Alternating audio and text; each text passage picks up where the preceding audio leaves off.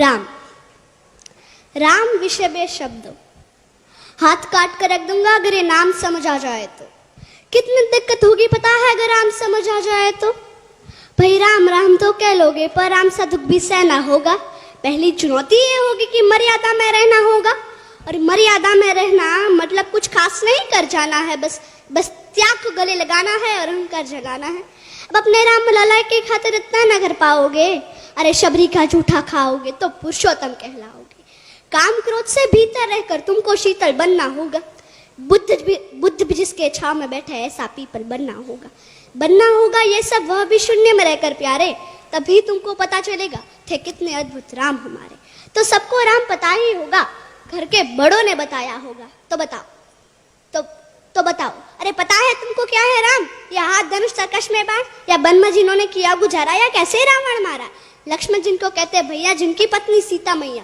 फिर तो यह वही कहानी, एक था राजा एक थी रानी। क्या सच में तुमको राम पता है, या वो भी आके हम बताए? या तुम लोगों के नाम जपो में पहले सा आराम नहीं, या तुम लोगों के नाम जपो में पहले सा आराम नहीं। इस जबरदस्ती के जय श्री राम में सब कुछ है, बस राम नहीं।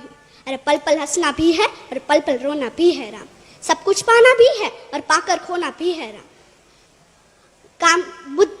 ब्रह्मा जी के कुल से होकर जो जंगल में सोए हो, जो अपनी जीत का हर्षो रावण की मौत पे रोए हो, शिव जी जिनकी सेवा खातिर मारुत रूप में आ जाए, शेष नागकुल लक्ष्मण बनकर जिनके रक्षक हो जाए, और तुम लोग काम क्रोध छल कपट अहंकार सीने से लगा के सो जाओगे, तो कैसे भक्त बनोगे उनके, कैसे राम समझ पाओगे? अघोर क्या है पता नहीं और शिव जी का वरदान चाहिए। ब्रह्मचर्य का इल्म नहीं और इन भक्त स्वरूप हनुमान चाहिए। भगवा क्या है क्या ही पता, पर लहराना सबको होता है। भगवा क्या है वही जाने जो भगवा ओढ़ है सोता है। राम समझना है ना तुमको?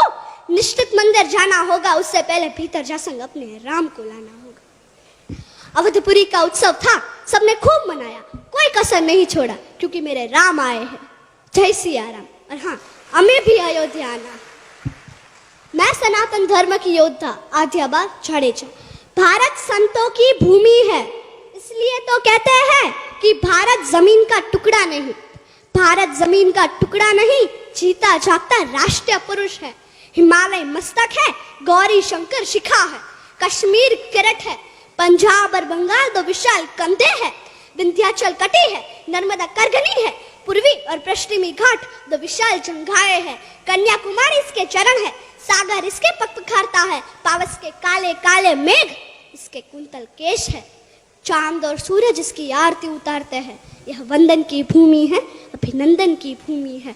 यह वंदन की भूमि है, अभिनंदन की भूमि है। इसका कंकर कंकर शंकर है, इसका बिंदु बिंदु गंगा जल है। हम जिएंगे तो इसके लिए, हम मरेंगे तो इसके लिए, और मरने के बाद भी यदि गंगा में बहती हुई हमारी अस्थियों को यदि कोई कान लगा कर सुनेगा, तो केवल एक ही आवाज सुनाई देगी, भारत माता की जय, भारत माता की जय।